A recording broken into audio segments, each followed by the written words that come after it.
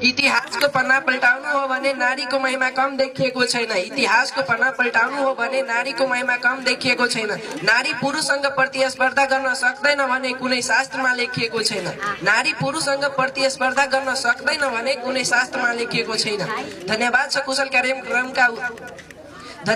कुशल कार्यक्रमका उद्घोषकज्यू, आदरणीय सभाका सभाध्यक्षज्यू, एक हातमा कापी र एक हातमा कलम लिएर दुधको दुध र पानीको पानी छुट्याउन बस्नुभएका निर्णायक मण्डलज्यू र मलाई सानैदेखि शिक्षा प्रदान गर्दै आइरहेका मेरा गुरुवर्गहरू, मभन्दा सानो कक्षामा पढ्दै रहेका मेरा प्यारा भाइ बहिनीहरू र मभन्दा माथिल्लो कक्षामा पढ्दै रहेका मेरा दाजु दिदीहरू र मसँगै पढ्दै रहेका मेरा प्यारा साथीहरू, म श्री जारामाई परशुराम तलाउको कक्षा 9 मा अध्ययनरत छात्र लालबाबु शाहको तर्फबाट स्वीकार्नुहोस् कोटी कोटी प्रणाम। आज मिति 2082 साल 10 महिना 16 गते शुक्रबारका दिन श्री परशुराम एजुकेसन कोचिङ सेन्टरको प्राङ्गणमा पुनः गइरहेको वक्तृत्व कला प्रतियोगिता म आफ्नो मनमा लागेको कुरा राख्न पाएमा आफूलाई भाग्यशाली ठानेको छु। आजको यस वक्तृत्व कलाको शीर्षक रहेको छ नारी शिक्षा आजको आवश्यकता। म यस शीर्षकमा आफ्नो मनमा लागेका कुरा राख्न चाहन्छु। म आफ्नो मनमा लागेका कुरा राख्नुभन्दा अघि सभा अध्यक्ष महोदयसित अनुमति चाहन्छु। नारी भनेको स्त्री जातिलाई बुझाउँछ। देश समाज परिवार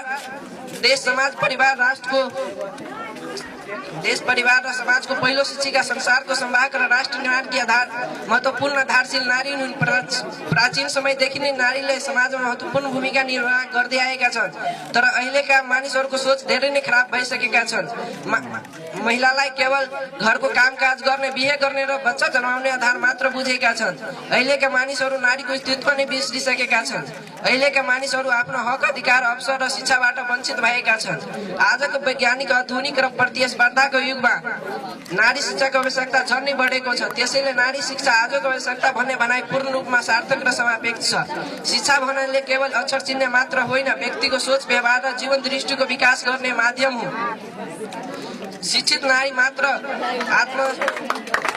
नारी आत्मसम्मान, सचेत र जिम्मेवार नागरिक बन्छ। नारी शिक्षाले केवल एउटा महिलाको जीवन परिवर्तन गर्दैन, सम्पूर्ण देश, समाज र राष्ट्रलाई राम्रो दिशातर्फ अगाडि बढाउँछ।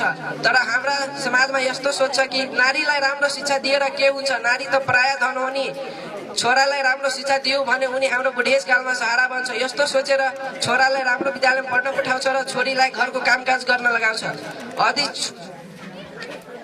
यदि कुनै घर परिवारमा शिक्षित आमा छन् भने त्यस घरका बालबालिकाको शिक्षा, स्वास्थ्य र चेतना